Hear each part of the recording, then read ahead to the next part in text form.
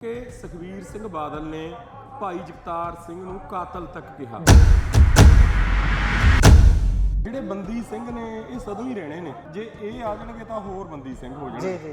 15 ਸਾਲ ਉਹਨਾਂ ਨੇ ਰਾਜ ਕੀਤਾ, 15 ਸਾਲ ਚ ਕਦੇ ਬੰਦੀ ਸਿੰਘਾਂ ਦੀ ਗੱਲ ਅਕਾਲੀ ਦਲ ਨੇ ਨਹੀਂ ਕਰੀ। ਪੰਜਾਬ ਕਿੱਦਾਂ ਦਾ ਬਚਾਉਣਾ ਚਾਹੁੰਦੇ ਨੇ ਉਹ? ਪੰਜਾਬ ਤਾਂ ਹੁਣ ਅਕਾਲੀ ਦਲ ਤੋਂ ਬਚਾਉਣ ਦੀ ਲੋੜ ਹੈ। ਭਾਈ ਗੁਰਦੇਵ ਸਿੰਘ ਕੌਂਕੇ ਉਹਨਾਂ ਦੀ ਜਿਹੜੀ ਰਿਪੋਰਟ ਹੈ ਉਹ ਜਨਤਕ ਹੋ ਗਈ। ਹਾਂਜੀ, ਸੁਖਬੀਰ ਬਾਦਲ ਨਹੀਂ ਬੋਲਿਆ, ਮਜੀਠੀਆ ਨਹੀਂ ਬੋਲਿਆ, ਉਹ ਬੋਲ ਚੈਨਲਾਂ ਦੀ ਬੱਸ ਕਰਾਈ ਪਈ ਹੈ। ਇੱਕ ਦੂਸਰੇ ਨਾਲ ਜਨਾਨੀਆਂ ਵਾਲੀ ਲੜਾਈ ਲੜ ਰਹੇ ਨੇ, ਜਿਵੇਂ ਜਨਾਨੀਆਂ ਪਿੰਡਾਂ 'ਚ ਲੜਦੀਆਂ ਹੁੰਦੀਆਂ ਨੇ ਹਨਾ, ਉਹ ਲੜਾਈ ਅਕਾਲੀ ਦਲ ਲੜ ਰਿਹਾ। ਜਿਹੜੇ ਤਿਹਾੜ ਜੇਲ੍ਹ 'ਚ ਸੀਗੇ ਪ੍ਰੋਫੈਸਰ ਰਵਿੰਦਰਪਾਲ ਸਿੰਘ ਭੁੱਲਰ, ਭਾਈ ਜਗਤਾਰ ਸਿੰਘ ਹਵਾਰਾ, ਉਹਨਾਂ ਨੂੰ ਪੰਜਾਬ 'ਚ ਜੇਲ੍ਹ ਲਿਆਉਣ ਦੀ ਗੱਲ ਚੱਲੀ ਸੀ। ਇਸੇ ਅਕਾਲੀ ਦਲ ਦੀ ਸਰਕਾਰ ਨੇ ਹਲਫੀਆ ਬਿਆਨ ਦਿੱਤਾ ਸੀ ਕਿ ਜੇ ਪੰਜਾਬ 'ਚ ਆ ਗਏ ਪੰਜਾਬ ਦਾ ਮਾਹੌਲ ਖਰਾਬ ਹੋਊਗਾ।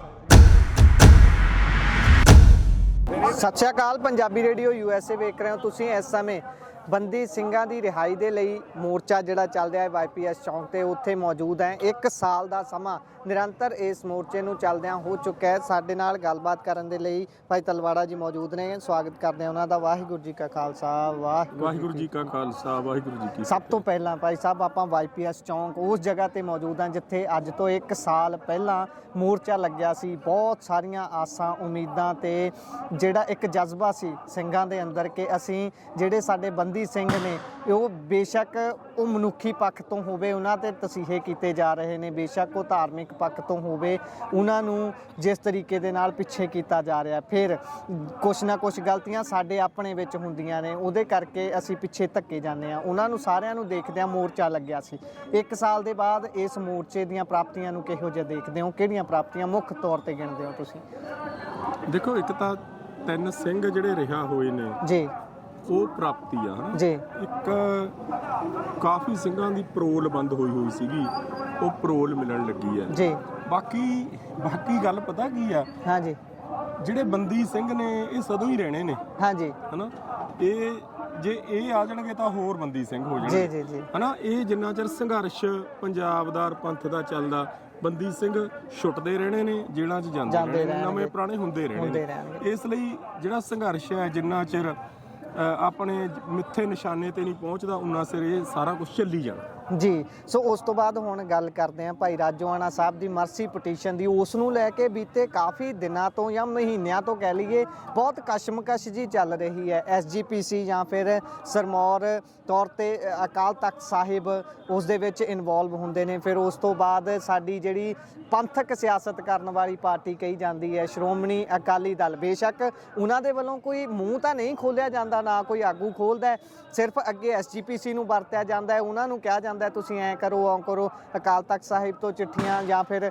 ਭਾਈ ਸਾਹਿਬ ਵੱਲੋਂ ਚਿੱਠੀਆਂ ਆਉਂਦੀਆਂ ਨੇ। ਇਹਨਾਂ ਸਾਰੇ ਜਿਹੜਾ ਪ੍ਰਤੀਕਰਮ ਚੱਲ ਰਿਹਾ, ਇਹਨੂੰ ਕਿਵੇਂ ਵੇਖਦੇ ਹੋ? ਕਿਉਂਕਿ ਸੰਘਰਸ਼ ਕਰਨ ਦੇ ਲਈ SGPC ਨਹੀਂ ਸੀ, ਇਹ ਪਾਰਟੀ ਬਣਾਈ ਗਈ ਸੀ ਅਕਾਲੀ ਦਲ। ਇਹਨਾਂ ਨੇ ਅੱਗੇ ਹੋ ਕੇ ਸੰਘਰਸ਼ ਕਰਨਾ ਸੀ, SGPC ਨੇ ਗੁਰਦੁਆਰਿਆਂ ਦਾ ਪ੍ਰਬੰਧ ਵੇਖਣਾ ਸੀ। ਇਹ ਸਾਰੇ ਨੂੰ ਕਿਵੇਂ ਵੇਖਦੇ ਹੋ? ਦੇਖੋ, ਜਿਹੜਾ ਅਕਾਲੀ ਦਲ ਹੈ ਨਾ, ਹਾਂਜੀ, ਉਹ ਇੱਕ ਸਿਆਸੀ ਪਾਰਟੀ ਆ ਜੀ, ਪੰਥਕ ਪਾਰਟੀ ਨਹੀਂ ਹੈ। ਨਰੋਲ ਸਿਆਸੀ ਹੋ ਚੁੱਕੀ ਹੈ ਜੀ। ਹੁਣ ਉਹ ਜੋ ਕੁਝ ਵੀ ਕਰ ਰਹੇ ਨੇ, ਜਿਹੜਾ ਉਹਨਾਂ ਦੀ ਧਰਤੀ ਖੁੱਸ ਚੁੱਕੀ ਹੈ, ਉਹਨਾਂ ਦੀ ਜਿਹੜੀ ਹੋਂਦ ਹੈ ਬਿਲਕੁਲ ਖਤਰੇ 'ਚ ਪੈ ਗਈ ਅਕਾਲੀ ਦਲ ਦੀ। ਹੁਣ ਤਾਂ ਉਹਨੂੰ ਬਚਾਉਣ ਵਾਸਤੇ ਸੰਘਰਸ਼ ਕਰ ਰਹੇ ਨੇ, ਹੋਰ ਉਹਨਾਂ ਦਾ ਕੋਈ ਮਤਲਬ ਨਹੀਂ। ਤੁਸੀਂ ਇੱਕ ਗੱਲ ਦੇਖੋ ਵੀ 3 ਵਾਰ ਸਰਕਾਰ 'ਚ ਅਕਾਲੀ ਦਲ ਰਿਹਾ, 15 ਸਾਲ ਉਹਨਾਂ ਨੇ ਰਾਜ ਕੀਤਾ, 15 ਸਾਲ 'ਚ ਕਦੇ ਬੰਦੀ ਸਿੰਘਾਂ ਦੀ ਗੱਲ ਅਕਾਲੀ ਦਲ ਨੇ ਨਹੀਂ ਕਰੀ। ਇੱਥੋਂ ਤੱਕ ਕਿ ਸੁਖਬੀਰ ਸਿੰਘ ਬਾਦਲ ਨੇ ਭਾਈ ਜਗਤਾਰ ਸਿੰਘ ਨੂੰ ਕਾਤਲ ਤੱਕ ਕਿਹਾ। ਜੀ, ਕਿਹਾ ਹਨਾ। ਉਸ ਤੋਂ ਬਾਅਦ ਤੁਸੀਂ ਹੁਣ ਦੇਖ ਲਓ ਮੌਜੂਦਾ ਸਮੇਂ 'ਚ ਸ਼੍ਰੋਮਣੀ ਗੁਰਦੁਆਰਾ ਪ੍ਰਬੰਧਕ ਕਮੇਟੀ 30 ਸਾਲ ਬਾਅਦ ਭਾਈ ਗੁਰਦੇਵ ਸਿੰਘ ਕੌਂਕੇ ਉਹਨਾਂ ਦਾ ਭੋਗ ਅਕਾਲ ਤਖਤ ਸਾਹਿਬ ਤੇ ਪਾਉਂਦੀ ਹੈ। ਅਕਾਲੀ ਦਲ ਦਾ ਕੋਈ ਨੁਮਾਇੰਦਾ ਨਹੀਂ ਜਾਂਦਾ, ਅਕਾਲੀ ਦਲ ਦਾ ਪ੍ਰਧਾਨ ਨਹੀਂ ਜਾਂਦਾ। ਇਹ ਸਿਰਫ ਡਰਾਮਾ ਕਰ ਰਿਹਾ ਅਕਾਲੀ ਦਲ।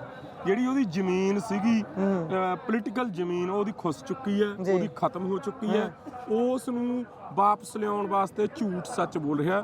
ਅਕਾਲੀ ਦਲ ਤੇ ਕਿਸੇ ਨੇ ਕੋਈ ਵਿਸ਼ਵਾਸ ਨਹੀਂ ਕਰਨਾ, ਉਹ ਆਪਣਾ ਵਿਸ਼ਵਾਸ ਖੋ ਚੁੱਕੇ ਨੇ। ਉਹਨਾਂ ਨੇ ਹਮੇਸ਼ਾ ਪੰਥ ਨਾਲ ਗਦਾਰੀਆਂ ਕੀਤੀਆਂ ਨੇ।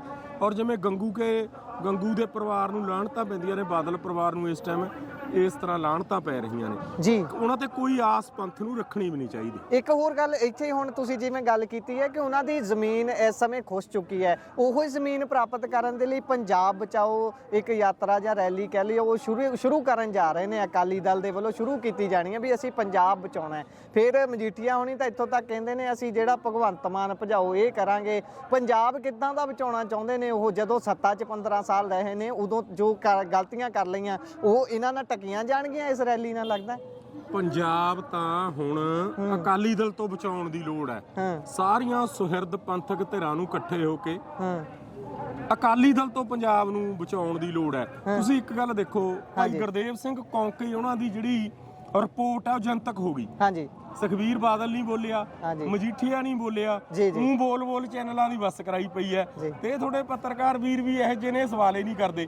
ਅਕਾਲੀ ਦਲ ਅੱਜ ਲੜਾਈ ਦੇਖੋ ਕਿਹੜੀ ਲੜ ਰਿਹਾ ਜੀ, ਨਿੱਜੀ ਲੜਾਈ ਲੜ ਰਿਹਾ। ਕਦੇ ਮੁੱਖ ਮੰਤਰੀ ਆ ਜਿਹੜਾ ਭਗਵੰਤ ਸਿੰਘ ਮਾਨ, ਉਹਦੇ ਪਰਿਵਾਰ ਦੀ ਲੜਾਈ ਲੜ ਰਿਹਾ, ਕਦੇ ਬਾਜਵੇ ਦੀ ਪਰਿਵਾਰ ਦੀ ਲੜਾਈ ਲੜ ਰਿਹਾ। ਇੱਕ ਦੂਸਰੇ ਨਾਲ ਜਨਾਨੀਆਂ ਵਾਲੀ ਲੜਾਈ ਲੜ ਰਹੇ ਨੇ, ਜਿਵੇਂ ਜਨਾਨੀਆਂ ਪਿੰਡਾਂ 'ਚ ਲੜਦੀਆਂ ਹੁੰਦੀਆਂ ਨੇ ਹਨਾ, ਉਹ ਲੜਾਈ ਅਕਾਲੀ ਦਲ ਲੜ ਰਿਹਾ। ਅਕਾਲੀ ਦਲ ਮਤ ਸਮਝੇ ਕਿ ਲੋਕ ਹੁਣ ਬੁੱਧੂ ਬਣ ਜਾਣਗੇ, ਉਹਦੀਆਂ ਗੱਲਾਂ 'ਚ ਆ ਜਾਣਗੇ। ਅਕਾਲੀ ਦਲ ਨੂੰ ਲੋਕਾਂ ਨੇ ਬਿਲਕੁਲ ਮੂੰਹ ਨਹੀਂ ਲਾਉਣਾ। 24 ਦੇ ਵਿੱਚ ਇੱਕ ਵੀ ਸੀਟ ਅਕਾਲੀ ਦਲ ਨੂੰ ਨਹੀਂ ਆਉਣੀ ਜੀ। ਅਕਾਲੀ ਦਲ ਦੀ ਸਭ ਤੋਂ ਨੇੜੇ ਦੀ, ਜਿਹਨੂੰ ਇਹ ਕਹਿੰਦੇ ਹੁੰਦੇ ਸੀ ਪਿਓ ਪੁੱਤ ਵਾਲਾ ਰਿਸ਼ਤਾ ਹੈ, 9 ਮਾਸ ਦਾ ਰਿਸ਼ਤਾ, ਕਦੇ ਕਿਸੇ ਰਿਸ਼ਤਾ ਦੱਸਦੇ ਦੀ ਬੀਜੇਪੀ ਨਾਲ, ਉਹ ਤਾਂ ਛਡਾ ਲੈਂਦੇ ਬੰਦੇ, ਛਡਾਏ ਕਦੇ ਨਹੀਂ। ਉਸਲੇ ਤਾਂ ਕਹਿੰਦੇ ਗੱਲਾਂ ਵੀ ਚੱਲੀਆਂ ਨੇ, ਗੱਲਾਂ ਉਸ ਵੇਲੇ ਜਦੋਂ ਜਿਹੜੇ ਤਿਹਾੜ ਜੇਲ੍ਹ 'ਚ ਸੀਗੇ ਪ੍ਰੋਫੈਸਰ ਦਵਿੰਦਰਪਾਲ ਸਿੰਘ ਭੁੱਲਰ, ਭਾਈ ਜਗਤਾਰ ਸਿੰਘ ਹਵਾਰਾ, ਉਹਨਾਂ ਨੂੰ ਪੰਜਾਬ 'ਚ ਜੇਲ੍ਹ ਲਿਆਉਣ ਦੀ ਗੱਲ ਚੱਲੀ ਸੀ।